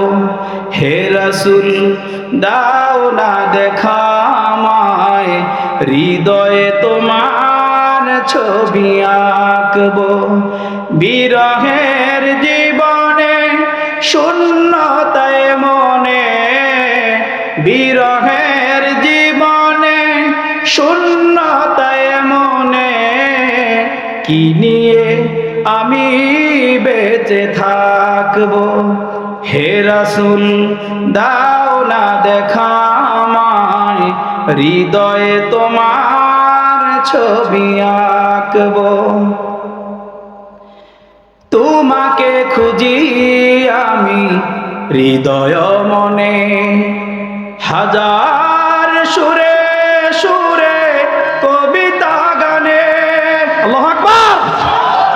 তোমাকে খুঁজি আমি হৃদয় মনে, হাজার সুরে সুরে কবিতা গানে। তোমাকে দেখা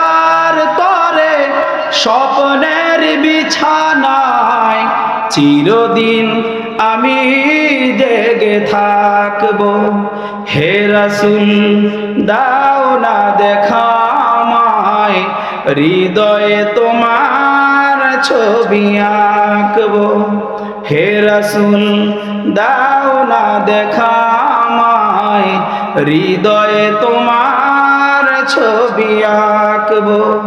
বিরহের জীবনে শূন্যতায় মনে, কি নিয়ে আমি বেঁচে থাকবো। হে রাসূল দাও না দেখা আমায়, হৃদয়ে তোমার ছবি আঁকবো। মদিনা যেতে মন চায়নি? মদিনা যেতে মন চায়নি? একটু হাত তুলে বলেন মন চায়নি? লিল্লাহে তাকবীর। আল্লাহ আমাদের সবাইকে আপনার বন্ধুর রওজা জিন্দেগিতে একবার আল্লাহ আপনার বন্ধুর রওজার পাশে দাঁড়া প্রাণ ভরা একটা সালাম দেওয়ার তৌফিক দেন, কোন আমিন। হাত নামা, দোয়া হবে ইনশাআল্লাহ। হুজুর কিছু কথা আছে?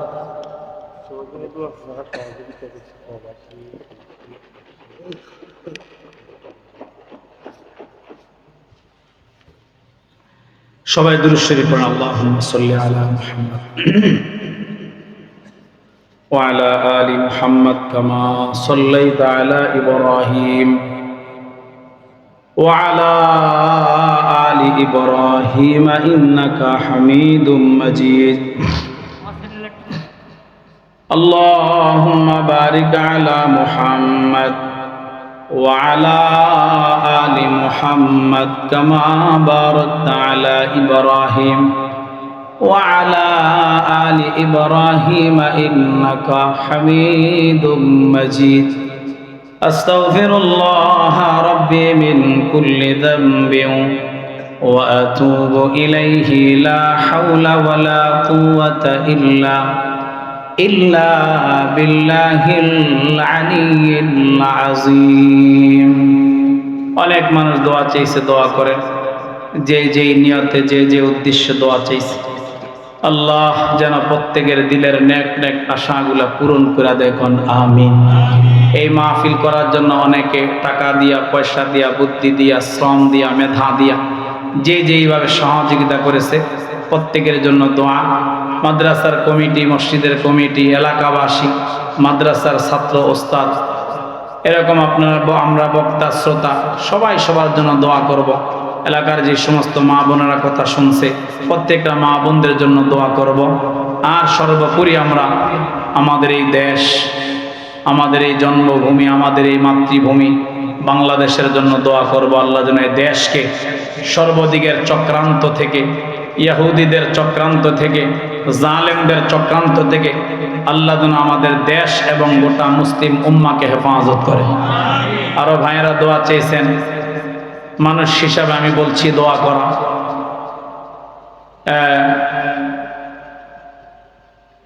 আগের সাবেক প্রধানমন্ত্রী, উনি অনেক অসুস্থ, হসপিটালে আছে, ওনার জন্য দোয়া চাইছে, দোয়া করেন। আল্লাহ যেন তার এই মন্দিরে যদি হায়াত থাকে আল্লাহ যেন তাকে সুস্থতার নিয়ামত দান করে। আল্লাহুম্মা আমিন।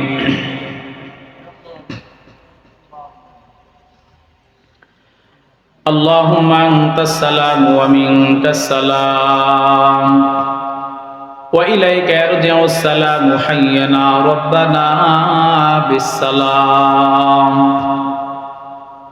তাবারাকতা রাব্বানা ওয়া তাআলাইতা ইয়া জাল জালালি ওয়াল ইকরাম। ربنا ظلمنا أنفسنا وإن لم تغفر لنا وترحمنا لنكونن من الخاسرين.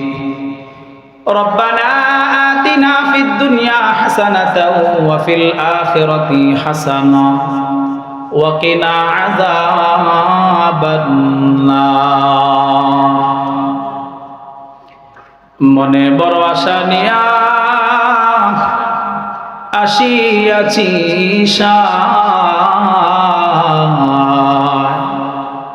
নৈরাশ না হইয়া যেন ফিরে নাহি যায়। জ্বালায় নাই আমরা রে আল্লাহ তোমার দুজকের আগুনে, এমন কঠিন আগুন আমরা সইব কেমনে। জাগা যদি নাহি দাও গো আল্লাহ দরবারে তোমার, জাহান্নামের আগুন আছে কপালে আমরা। ফেলিয়ে না দিও রে মাওলা, ফেলিয়ে না দিও, গুনাহ যত করছি আমরা ক্ষমা তুমি করিও। বান্দা আছে বন্দিগি নাই, শেষ করিলাম জিন্দেগি, জানি না হাসর মাঠে এ পাপীদের উপায় কি।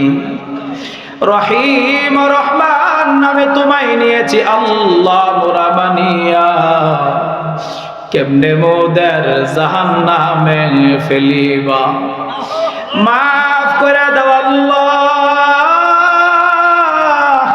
মাফ করে দাও, গুনাহ যত করছি আমরা ক্ষমা তুমি দাও। আয় আল্লাহ রব্বি কারীম ও মালিক ও মাওলা, আয় আল্লাহ মাদ্রাসার আয়োজনে আয়োজিত একদিন ব্যাপী ওয়াজ ও দোয়ার মাহফিল, আয় আল্লাহ এই চেয়ারের মধ্যে বসে উম্মতের যোগ্য যোগ্য উলামারা কোরআন হাদিসের জ্ঞান গর্ব আলোচনা করলো। আয় আল্লাহ তোমরা বিনা দান আমি গুনাহগার, আল্লাহ আমার কোনো ইলম নাই, কোনো আমল নাই, যোগ্যতা নাই। ও রব্বে কারীম আল্লাহ তোমার বান্দাদেরকে সামনে লইয়া তোমার ভয়ঙ্কর জাহান্নামের পর কিছু আলোচনা করলাম। আয় আল্লাহ তোমার গোলামদেরকে লইয়া আয় আল্লাহ তোমার আলিশান দরবারে দুইটা হাত ভিক্ষুকের মতো কাঙ্গালের মতো বাড়াইয়া দিলাম। ও রব্বে কারীম আল্লাহ খাস করে মাবুদ আমাদের প্রত্যেকের মুনাজাত কবুল করে নাও। আয় আল্লাহ এই দুয়ার হাদিয়া লক্ষ লক্ষ কোটি কোটি গুণ বাড়াইয়া মক্কাওয়ালা নবী, মদিনাওয়ালা নবী, কুল কায়নাতের নবী, সরওয়ারে দো আলম পয়গম্বর রহমতের নবীর রওজা সোনার মদিনায় পৌঁছায়া দাও। আয় আল্লাহ নবীকে উসিলা বানাইয়া तमाम পৃথিবীর জমিনের নিচে আল্লাহ যত মুসলমান নারী পুরুষ চলে গেছে আল্লাহ তাদের প্রত্যেকের কবরে দোয়ার হাদিয়া পৌঁছায়া দাও। ও রব্বে কারীম আল্লাহ বিশেষ করে আমরা এখানে যারা হাত বাড়াইছি আয় আল্লাহ আমি জানি না মাওলা কোন মানুষটা জানি তার মায়ের চাঁদ মাখা মুখটা হারাইলো। আয় আল্লাহ কোন মানুষটা জানি তার বাবা হারাইলো। আল্লাহ মা হারা বাবা হারা সন্তান লয়ে হাত বাড়াইছে। রব্বে কারীম আল্লাহ এখানে এমন সন্তান হাত বাড়াইছে আয় আল্লাহ যেই সন্তানটা নাকি নিজের মা বাবার লাশ নিজের হাত দিয়া কবরের মধ্যে নামাইছে। আয় আল্লাহ যেই সন্তানটা নাকি কবরের মধ্যে লাশটা নামাইয়া দিয়া নিজের হাতে মাথার বাঁধনটা খুইলা চেহারাটা কেবলার মুখী বানায় দিছে। রব্বে কারীম আল্লাহ যেদিন থেকে 3.5 হাত মাটির নিচে হাজার হাজার মন মাটি বকে দিয়া চাপা দিল আয় আল্লাহ আজ পর্যন্ত কোনো কবরের খবর পাই নাই। আল্লাহ কবরে কি অবস্থায় আছে, কোন হালতের মধ্যে আছে। ও রব্বে কারীম আল্লাহ যদি দুনিয়ার কোনো অন্যায় কোনো গুনাহের কারণে আল্লাহ যদি তাদের কবরে কোনো প্রকার আযাব গজব হয় আল্লাহ আমরা সবাই মাফ চাই, ক্ষমা চাই। কিয়ামত পর্যন্ত আমাদের মা বাবা আপনজন তুমি মাফ কইরা দাও আল্লাহ। প্রত্যেকের কবর তুমি জান্নাতের আলা দরজা বানায়া দাও আয় আল্লাহ। বিশেষ করে এই মহল্লা থেকে এই গ্রাম থেকে এলাকা থেকে আমাদের ডানে বামে সামনে পিছনে কাছে দূরে আল্লাহ যত গোরস্থানে যত মানুষ শায়িত প্রত্যেকের কবরে দোয়ার হাদিয়া পৌঁছায়া দাও। ও রব্বে কারীম আল্লাহ এই এলাকার প্রত্যেকটা গোরস্থানের মধ্যে দোয়ার হাদিয়া পৌঁছায়া দাও আয় আল্লাহ। প্রত্যেকের কবর তুমি মুনাওয়ার কইরা দাও আয় আল্লাহ। জিন্দা মুর্দা সবাইকে তুমি মাফ কইরা দাও আয় আল্লাহ। বিশেষ করে আমরা যারা হাত বাড়াইছি আল্লাহ আমাদের মতো গুনাহগার আমার মতো গুনাহগার আল্লাহ এই আসমানের নিচে জমিনের উপরে দ্বিতীয় আর কেউ নাই। আয় আল্লাহ, আমাদের গুনাহের কারণে, আমাদের অন্যায়, আমাদের পাপের কারণে এমন কোন বোঝা আপনি আমাদেরকে চাপায়া দিয়েন না। ও মালিক, যেই বোঝা বহন করার ক্ষমতা আমাদের নাই। আয় আল্লাহ, গুনাহের কারণে ভূমিকম্পের মতো আযাব দিয়া তুমি আমাদেরকে ধ্বংস করে দিও না। আল্লাহ, ঘূর্ণিঝড়ের মতো আযাব দিয়া তুমি আমাদেরকে ধ্বংস করে দিও না। আল্লাহ, তুফানের মতো আযাব দিয়ে আমাদেরকে ধ্বংস করে দিও না। ও আল্লাহ, আমরা গুনার জন্য তোমার কাছে মাফ চাই, গুনার জন্য তোমার কাছে তওবা করি, আমাদের তওবা তুমি কবুল করে নাও। রব্বে কারীম আল্লাহ, এই মাদ্রাসা কিয়ামত পর্যন্ত কবুল করে নাও। আয় আল্লাহ, তোমার যে বান্দারা দান সদকার আমল করেছে আল্লাহ, প্রত্যেকের দান তুমি কবুল করে নাও। আল্লাহ, এই মাদ্রাসার কমিটি তুমি কবুল করে নাও। আল্লাহ, গোটা এলাকাবাসী তুমি কবুল করে নাও। আল্লাহ, মাদ্রাসার যত জরুরত আছে, হাজত আছে, তোমার গায়েব থেকে তুমি ব্যবস্থা করে দাও। আল্লাহ, যাহা কিছুর প্রয়োজন তোমার খাজানার থেকে তুমি ব্যবস্থা করে দাও। ও রব্বে কারীম আল্লাহ, এই মাদ্রাসার প্রত্যেকটা তালিবুল ইলমদেরকে জমানার আহমদ শফি বানায় দাও। আল্লাহ, কায়েদে মিল্লাত আল্লামা জুনায়েদ বাবু নগরী তুমি বানায় দিও।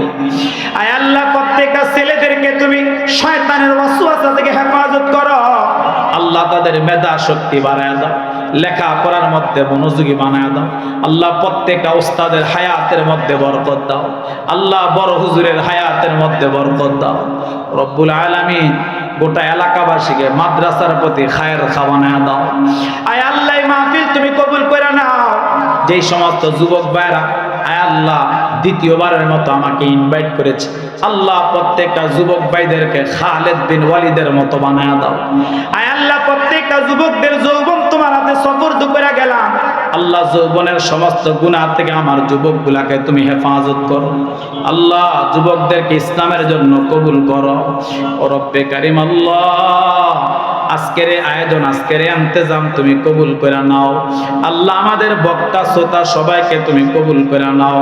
আয় আল্লাহ, উম্মতের ওলামারা গ্রামে গ্রামে, গঞ্জে গঞ্জে, পাড়ায় পাড়ায়, মহল্লায় মহল্লায়, দেশে দেশে ঘুরা ঘুরা তোমার কোরআনের দাওয়াত দিতেছে। আল্লাহ, প্রত্যেকটা আলেমদের জান মাল ঈমান আর ইজ্জতের হেফাজত করো। আয় আল্লাহ, সর্বদিকের মুসিবত থেকে হেফাজত করো, সর্বদিকের বিপদ আপদ থেকে তুমি হেফাজত করো। আল্লাহ, রাস্তাঘাটের অ্যাক্সিডেন্ট থেকে তুমি হেফাজত করো। ও রব্বে কারীম আল্লাহ, এলাকার প্রত্যেকটা মা বোনকে আবেদা জাহেদা সলেহা বানায়া দাও। আয় আল্লাহ, প্রত্যেকটা মা বোনকে পর্দাওয়ালা বানায়া দাও।